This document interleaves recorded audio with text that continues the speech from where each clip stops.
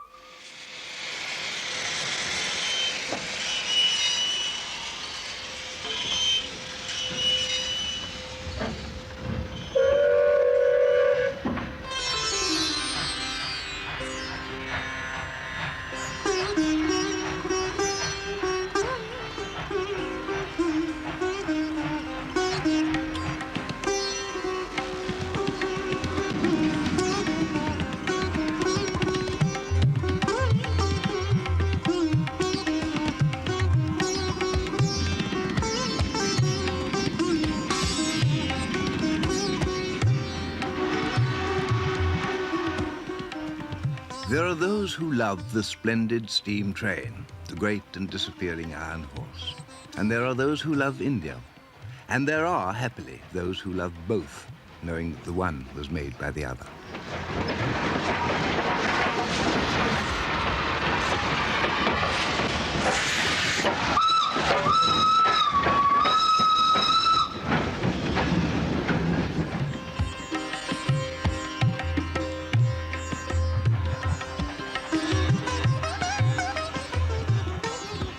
To all romantic amateurs of the history that runs on rails and that which stands changelessly since the days of the Moguls, this is an affectionate salam to the past that created the present.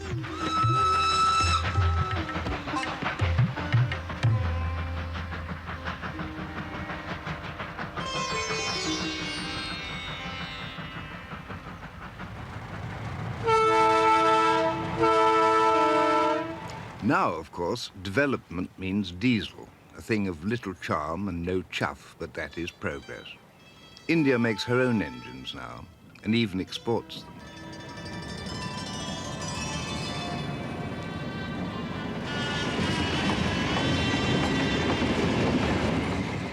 Urban India couldn't live without its railways. Imagine a commuter traffic into one Bombay station alone of nearly 1.5 million a day.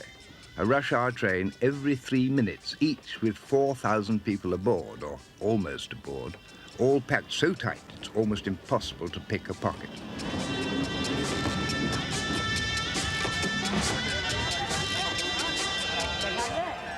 Of the 2,800 million Indians who use the railways every year, nearly half are commuters.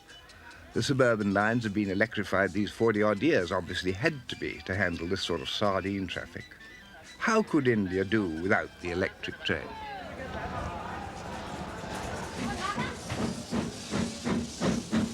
Well, in many places, luckily, it does. The Puffing Billy is still the workhorse of the countryside and of the hills. And its lover, historian, and defender of the faith is a dedicated English zealot whose life's purpose now is the preservation of the great Indian steam train in a permanent museum in Delhi. His name is Mike Sato. The first railway that I can recall ever turning me on was the Mataran Railway. I think that's one of the most exciting little railways, built most improbably, very little known by anyone outside India, but it stems from the early days of this century. It's the only link with Mataran and the outside world, and it represents a technical achievement of some magnitude, even though the scale is small. I think a very good historical relic of the sort of technical ingenuity that was being practiced in the late 19th century.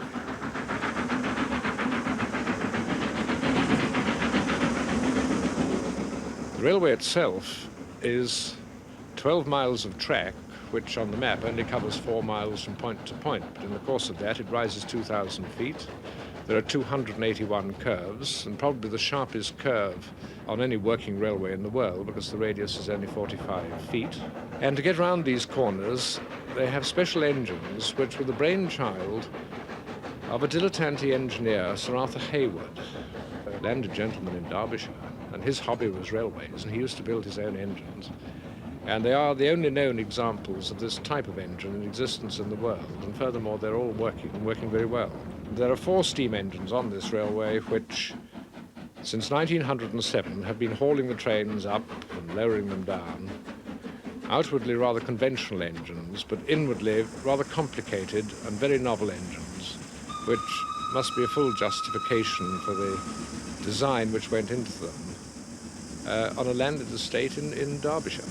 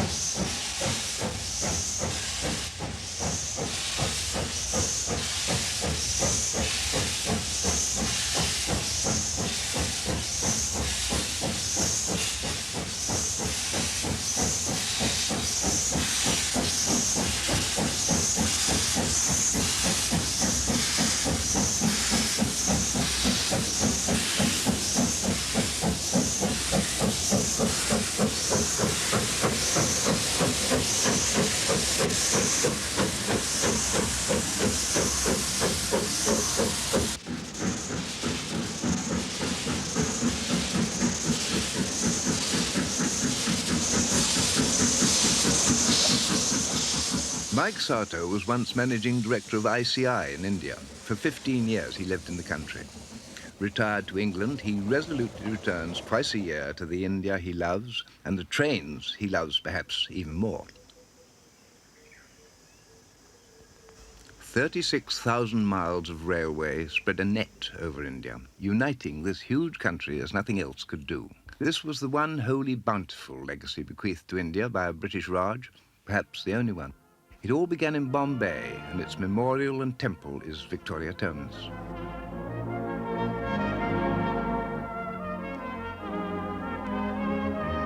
Victoria Terminus was built, as was the manner of the 1880s, in the likeness of a shrine, a technological cathedral, a great caravanserai in the most flowering Victorian Gothic Saracenic Italianate Oriental St. Pancras Baroque, to the glory of Her late Imperial Majesty and that of the great steam train.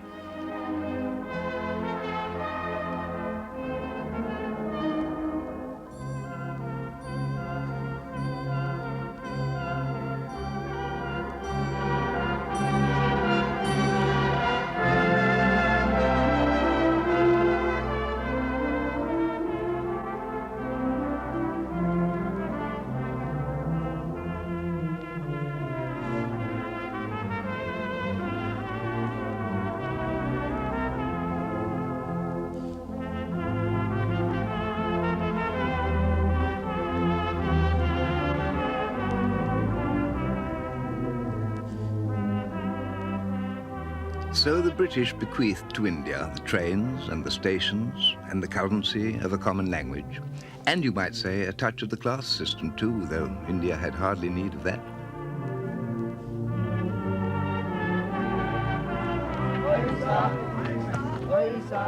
The old times of the Raj also provided the rolling stock, and some of these old beauties still remain, largely thanks to Mike Sato, whose dream, now taking shape in Delhi, is the Railway Museum, where the first of the old iron elephants is going. Not to die, but in fact to live.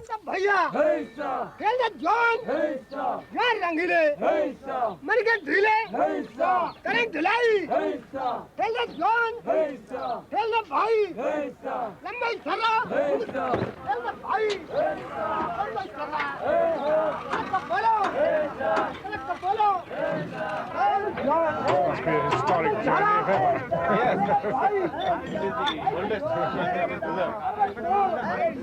Did you manage to get the boiler examination done before it came? Yes. At Upper Chandasi? What's it like? It is very good. Is it? We have got it tested.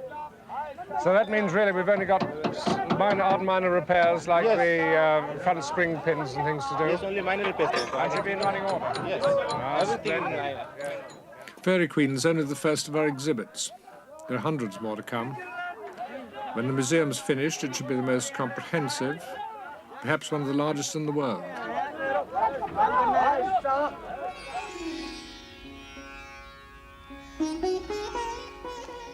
"400 years ago, the great and wise Mughal Emperor Akbar built the city of Fatehpur Sikri near Agra, abandoned within 50 years because its wells ran dry. Now it is a thing of dead beauty, a monument.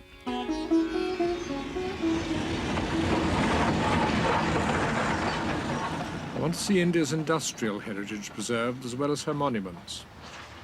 After all, the Taj Mahal doesn't have much of a break-up value as scrap, but unfortunately a locomotive does. So unless we preserve them today, they'll just disappear.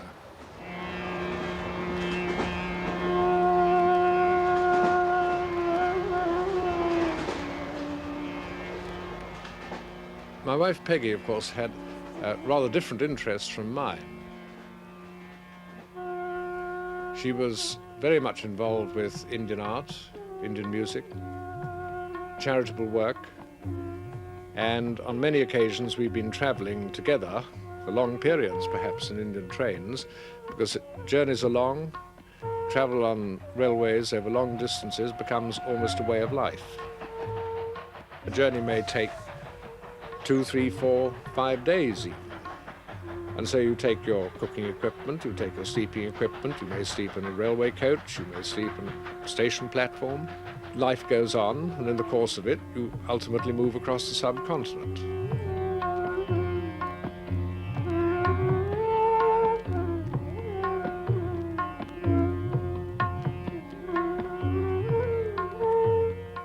The evening brings that imperative of the night, the ubiquitous bedroll.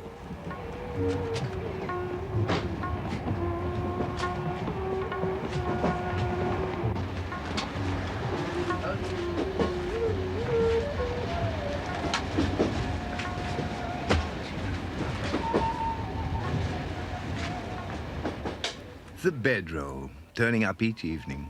No one who knows India will ever forget it, nor ever remember it without nostalgia, maybe, for the great railway names, the Frontier Mail, the Deccan Queen, the Brindavan, the Rajdhani Express, and even, perhaps, for the empire on which the sun did finally set.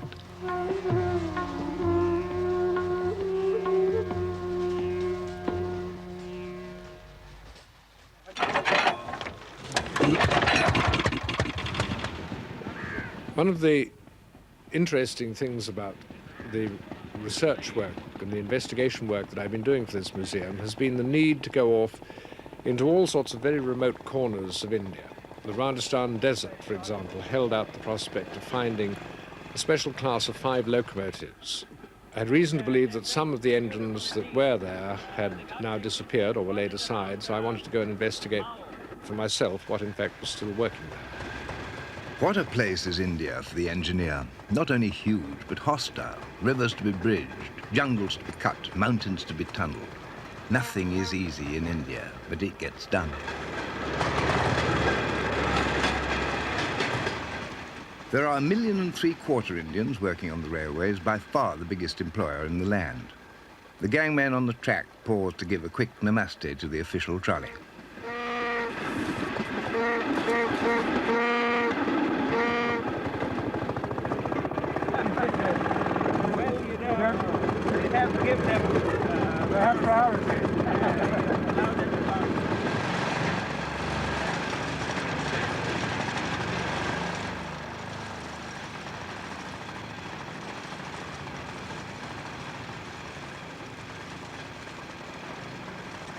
What sort of token system do you use here, or block system? This section, I suppose, is on needles ball token instrument. I see. That's a small token, you know, and I'll show you at the next station.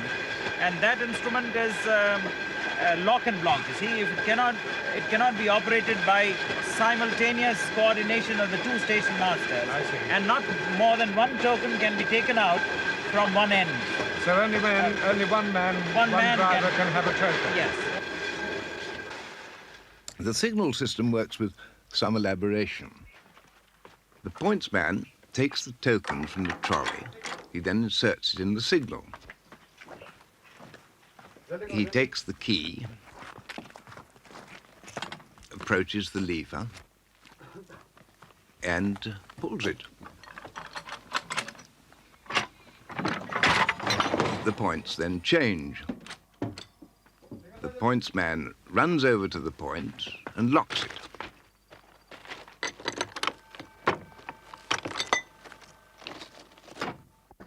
He pulls the signal lever and the signal goes down. This wonderful rigmarole not only fulfills the Indian love of complication, it's also safe. These are the gangmen, you know, who maintain the track. Typical Rajasthan gang. Yes, You Mr. wouldn't have to Bijlani's ask anybody if you looked out of the window. Mr. Bijlani's men. You see, they are belonging to a particular Rawat tribe, Yes. which used to be in olden days criminals. Were they? Yes. You've tamed Before the them. railways came into being. After the railways have come into being, we have reformed them. I went out into the Kumbligat section on a single meter gauge line, and for working the heavy mineral trains, special engines were built in 1929, and they've been working there ever since.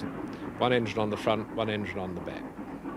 And since 1929, these 5 engines have been shouldering this massive task of moving the tonnage of freight up this incline, and are still in fighting fettle.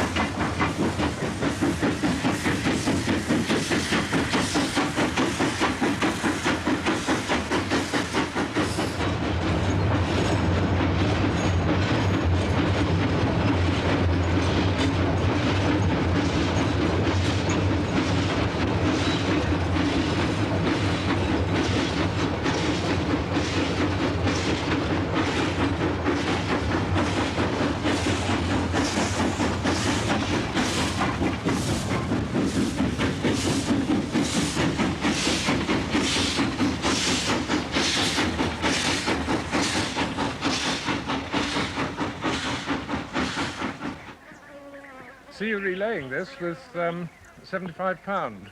Yes, we That's- have relayed this track only about 3 years ago. Yeah. Is this old stuff Yes, over that here? is these track. That is Huh? these track. That is Oh, look at these. it. Have a look. Have a look. I'll say it's old. Come here, look. What's this? Got rolling marks on it. These are 1887. These are older than anything I've got in the museum so far. I didn't know that. Yes, they are. I'd like some of these. What are you doing with this? See, we have intimated this weight of these old rail store headquarter office for disposal orders as scrap. All right, let's just see what lengths these are. 4, 5, 6, 8, 9, 30 footers. Yes, you are absolutely right. These are 30-foot rails. You are right. Will you keep checking for me? Yes, Huh? well, Can you do kindly that? get the orders so that Okay. I have the necessary authority. All right, I'll do that.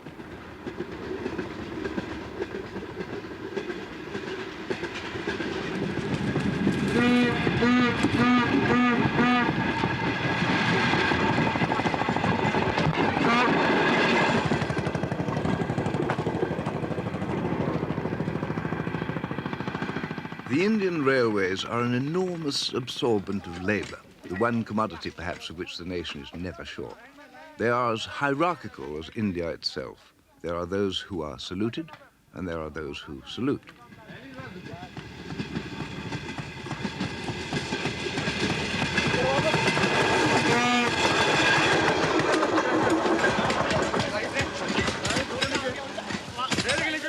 Those 36,000 miles of railway track need endless maintenance and almost endless men, which is not indeed a bad thing on the whole.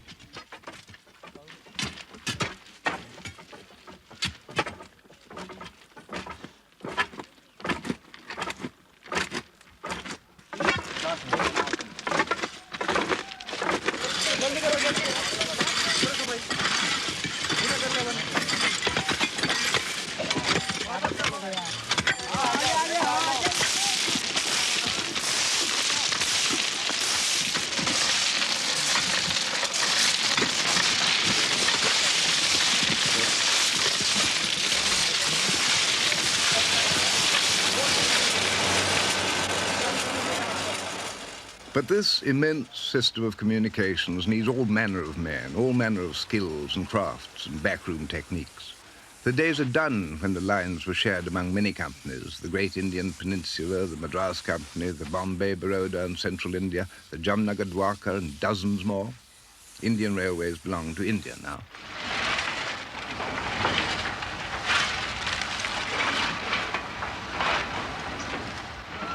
An awful lot of it still depends on that good old fossil fuel coal. And a good thing too, since India has quite a lot of coal and not much oil. And coal is comparatively cheap and oil is ferociously dear.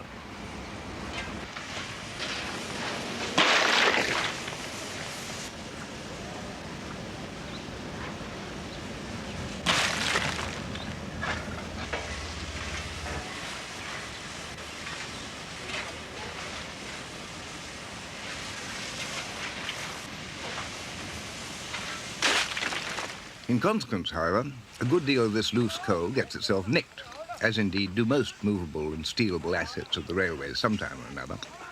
Therefore, someone has to keep a pretty close eye on the scene. And before you triumphantly interrupt, let us agree that this scene was set up. It was enacted as, shall we say, a training exercise for the railway police.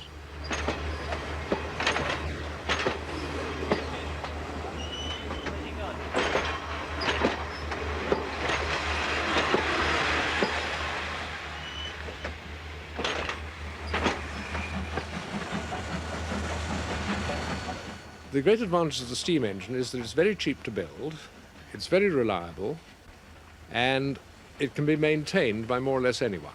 The steam locomotive is a labour-intensive machine compared with the diesel or the electric. But on the other hand, labour is available in India and is very well versed in maintaining the steam engine. They have, of course, to go to training schools to learn the complications of the modern systems. Any indication on the signal post. Now, sometimes this signal becomes defective. That time, the driver or the motorman is authorized by the station master to pass that signal by written authority, which on our Western Railway is prescribed on Form T88B. Second signal under this system of working is semi-automatic stop signal. Howrah in Calcutta is the biggest passenger station in all India. Just a glance at Howrah shows how much of India's economy relies on the rail. Not just the passengers, but all the other businesses who depend on the station. The taxis, the coaches, the rickshaws, and the porters. 1,800 of them in Howrah alone, unpaid and living on backsheesh.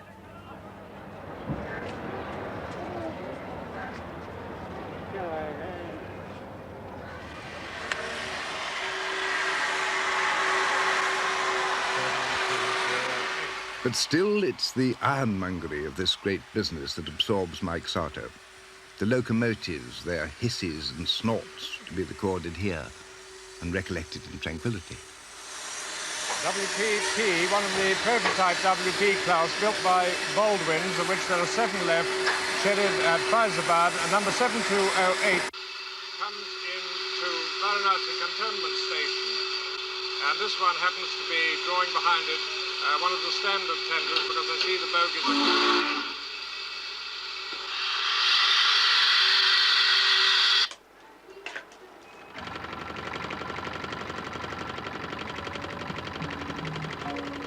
are... Udaipur was once a princely state of great prestige and renown. The Lake Palace is now a tourist hotel of equally great prestige and renown, perhaps the loveliest in India.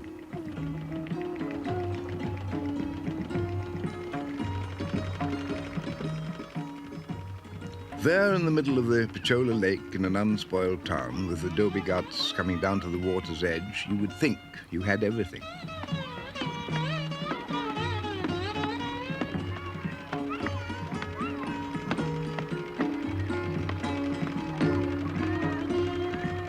But Mike Sato dreams only of trains.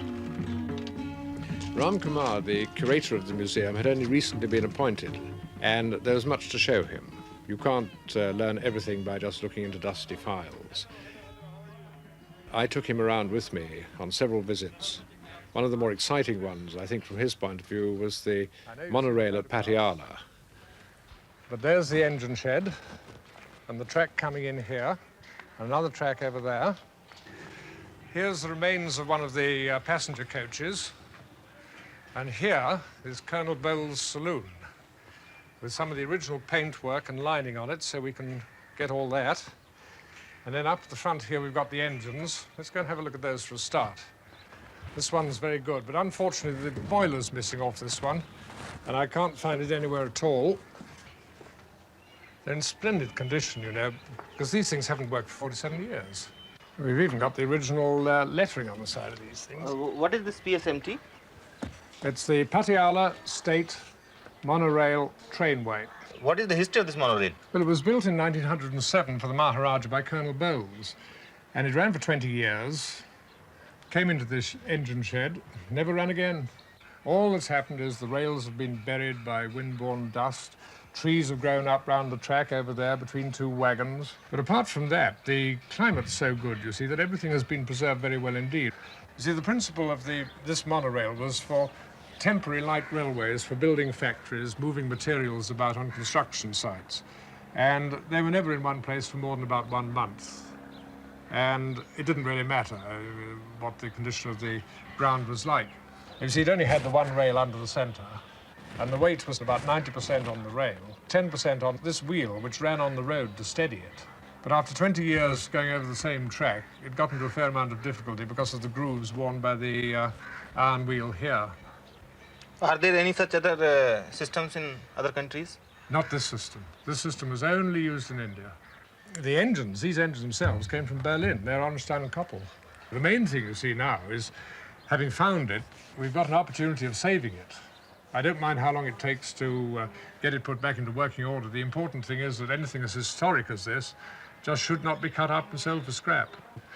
But you know, if we could get this thing to Delhi, lay a bit of this track, because there obviously is still plenty of track in the yard here. If we could do that, this would be an absolute winner. It really would.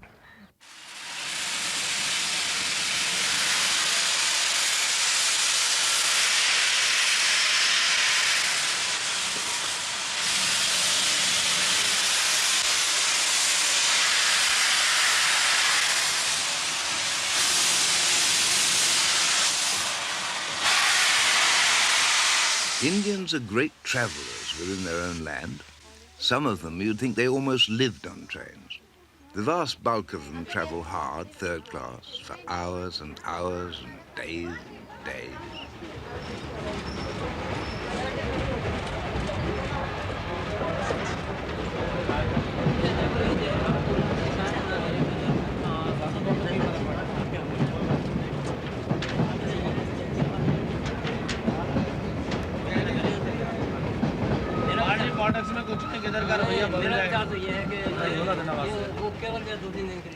Patience. Patience is the thing. And no one has more of that than the Indians. We shall arrive sometime, somewhere. We always do.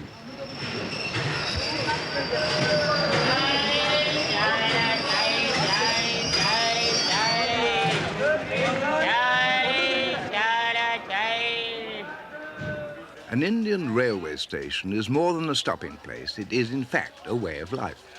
Indian people don't go to railway stations. They inhabit them, sometimes literally so. The station is a social centre, a nexus of life, a bazaar, an island of activity in the midst of 800,000 villages, where you can come by almost anything you want, from an orange to a bangle.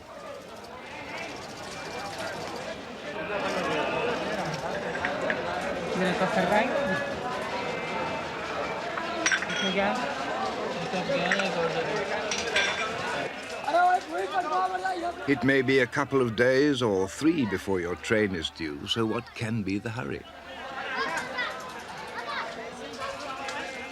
In the meantime, on the station, one plays, waits, lives, waits some more while time slips by, washes, eats, sleeps, reflects on eternity. Above all, waits.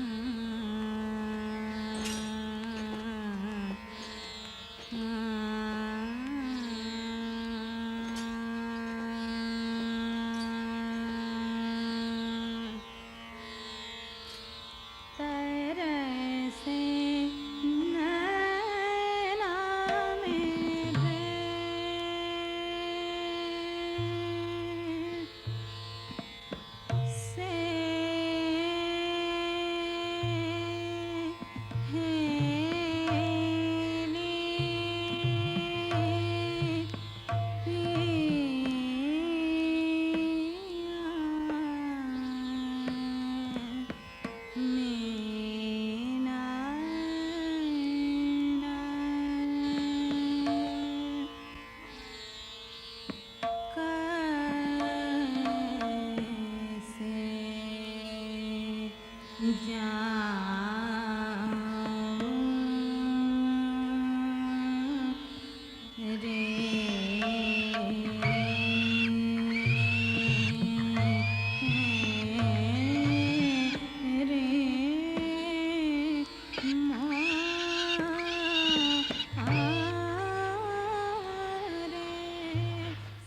on the track, there are pickings to be made.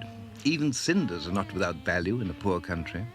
And Indian railway values and economics are not to be judged by Western standards. Of course, there are hundreds and thousands of ticketless travellers every day. The railways tolerate them. What else could they do?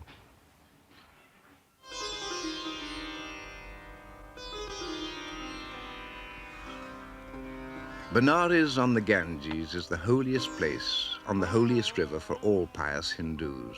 At sunrise, it is a place for the cleansing of the soul.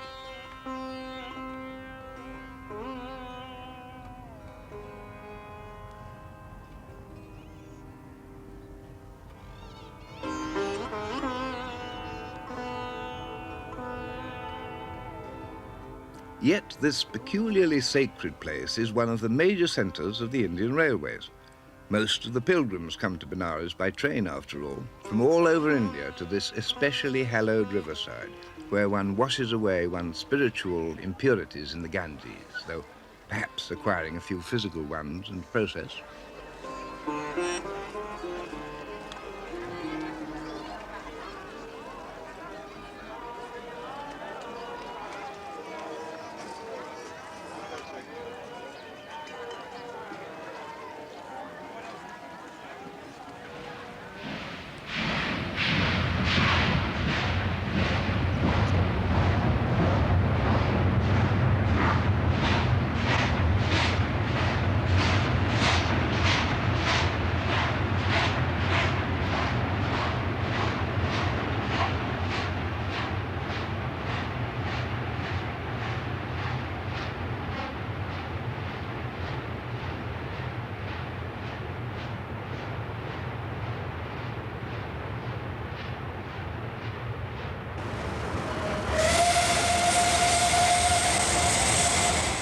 And the tireless Mike Sato is still at work, still busy on the enshrining of the great Indian railway system on film, and tape and memory, and coaxing the powers that be not to forget what the railways were all about.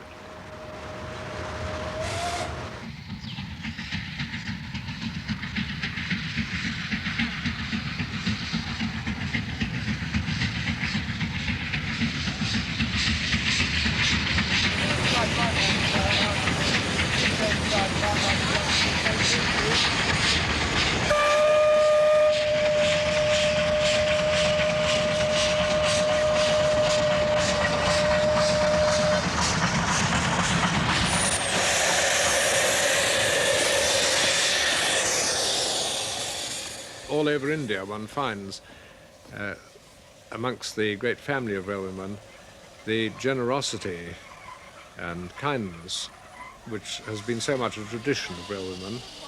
You find drivers who will invite you onto their footplate and quite frequently extend that hospitality beyond that of the footplate and even into their own homes. How do you do?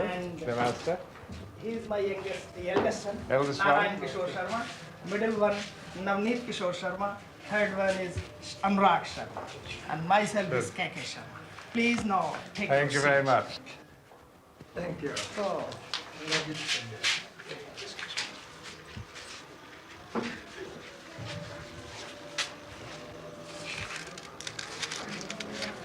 गजाननं भूतगणादिसेवितं कपित्थजम्बूफलचारुभक्षणम् उमासुतं शोकविनाशकारकं Namami विघ्नेश्वरं पादपङ्कजम् वागर्थादिसम्पन्नौ वागर्थाधिपते जगतं पितरौ वन्दे पार्वती के.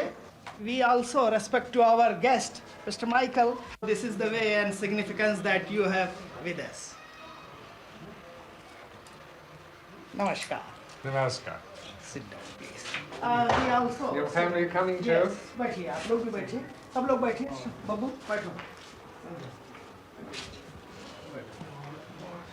Come sit down here, right? Yes, sir. That's fine. Now Please, did please. Mrs. Sharma make these? Or Yeah. Oh yes, you should start all these sweets. Because I enjoy this food.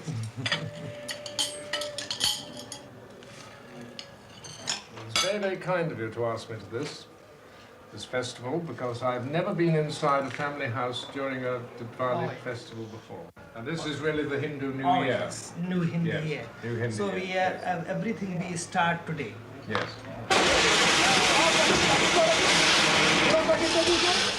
Diwali is in fact the autumn festival of lights, when every Hindu home is aglow in honor of the coronation of Rama, the god king, or the king god, who could possibly know after 2,000 years. It's dedicated to Lakshmi, goddess of prosperity, so every little lamp and light is auspicious for both this world and the next.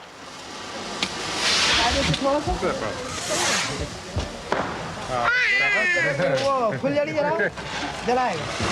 आगे, आगे। इसी तरह वाला और जलाओ। और थोड़ा आगे ना? और थोड़ा आगे आगे। सब जो? तुम कहो कि हाँ मैं ठीक कर देता हूँ।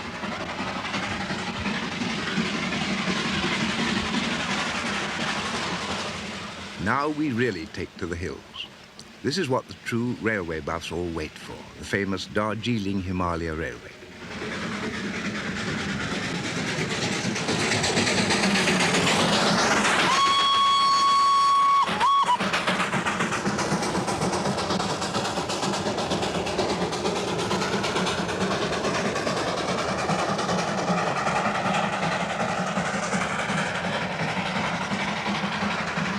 This is the spectacular little toy train with its 2-foot gauge, scrambling up the mountains on gradients sometimes 1 in 20, chasing its own tail in extraordinary loops and curlicues. A single-line track with all the down trains going one after the other, and then all the up trains going up.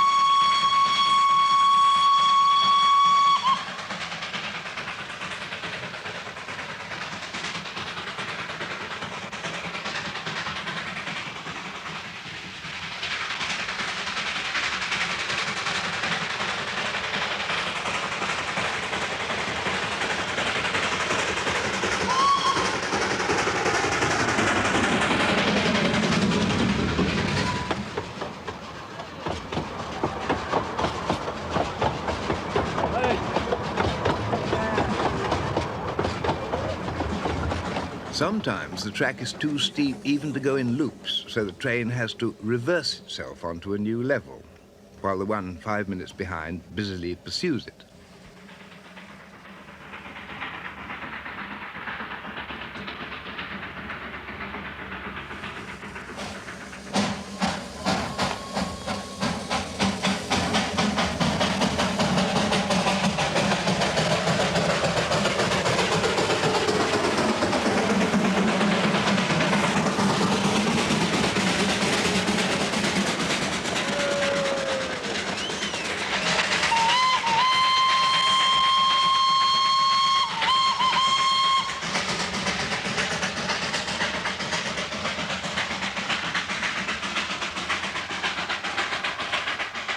It takes 8 hours to do its 54 miles, and it isn't always quicker by rail. Not when you can hop off at one side of the loop and hop back again on the other.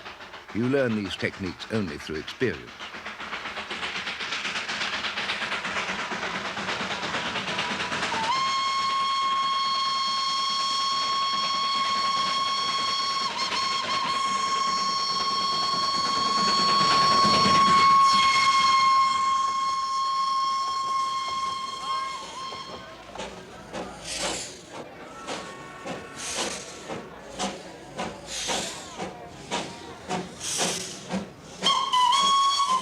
At the little hill town of Kurseong, the little hill train runs smack down the middle of the main street. This is road-rail integration of the closest kind.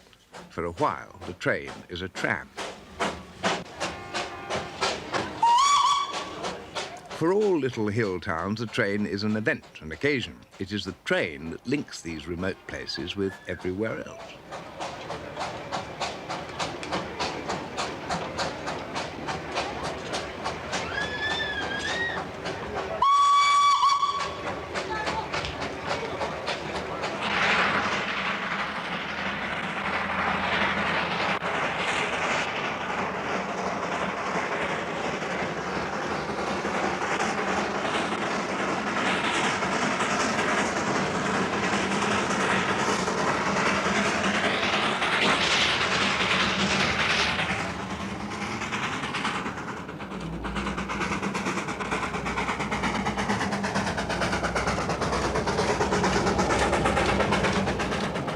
This is quite particular. For Mike Sato, a special little train, as befits a specialist. An observation coach for the #1 connoisseur of all Indian trains, and the Himalayan toy train in particular. How many of the B-class engines are still working? All 25 of them are 25, they're all working. And online we have 16 of them.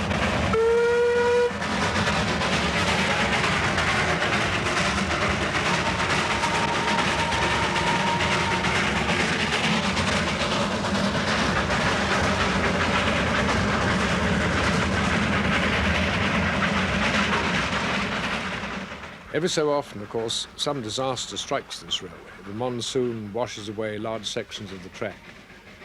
And every time this happens, those of us who love it feel this must be the final death knell of the railway, which, after all, is losing money to the extent of 75% of its operating costs.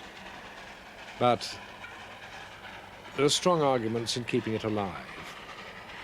First of all, if it were closed, 2,000, 2,500 people would be without a job in an area which certainly can't provide alternative employment. But even on the emotional side, or the more emotional side, as seen by the railway enthusiast, this is surely one of the most famous, one of the best known of these hill railways. I don't think anybody could fail to be moved by the excitement of the toy railway, as it's called, up to Darjeeling. It's always known in the most friendly fashion as the toy railway. And for 54 miles, this exciting little railway plods uphill over the top at Goom, right on top of the world, because when you come through Goom and into the famous double loop at Batasya, you get your first glimpse of the snow and Kanchenjunga looming behind Darjeeling, which at that point lies about 600 feet below you. Now the downward coasting ride towards Darjeeling. Darjeeling, one of the famous hill stations of the high northeast, squashed in at 7,000 feet between Sikkim and Nepal, almost within the shadow of Everest. A great resort for the Saabs in their heyday, and the rich tea planters from Assam. Now Darjeeling is a very cosmopolitan place indeed, with its Nepalese, Lepchas, Sikkimese, Bengalis, all the high ground people of the edge of India. And now, of course, especially the refugee colonies from Tibet, the society that insists on retaining its curious identity.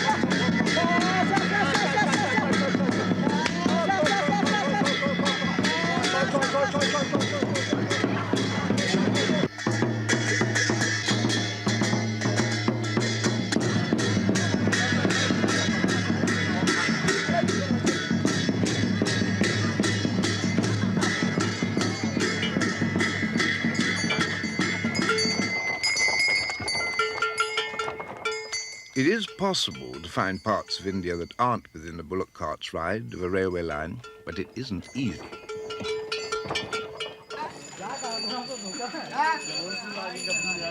Hello, कौन सी गाड़ी है? अच्छा, हम जा रहे हैं बंद करने के लिए. India is so big, so various. 15 recognized languages and uncountable dialects, which could well have been a great balkanized confusion had the railways not, in their long, lumbering way, united it. Wherever you are in India, when the train comes, everything stops for the train.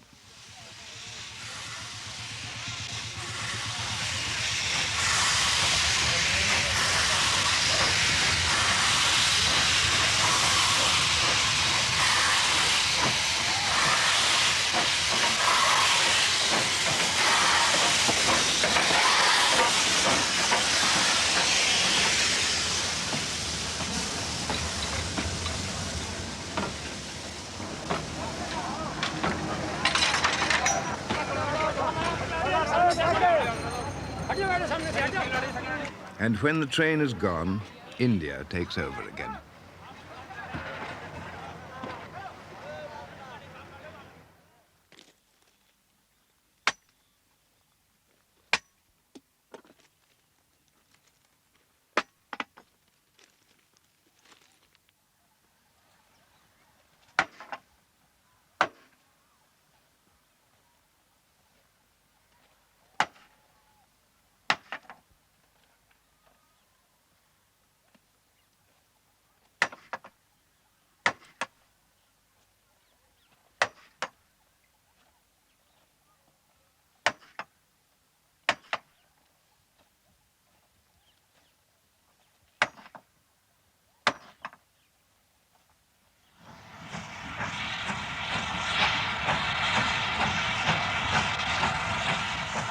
It isn't very beautiful, really, but it is beautiful. And because it's part of life, it isn't immortal.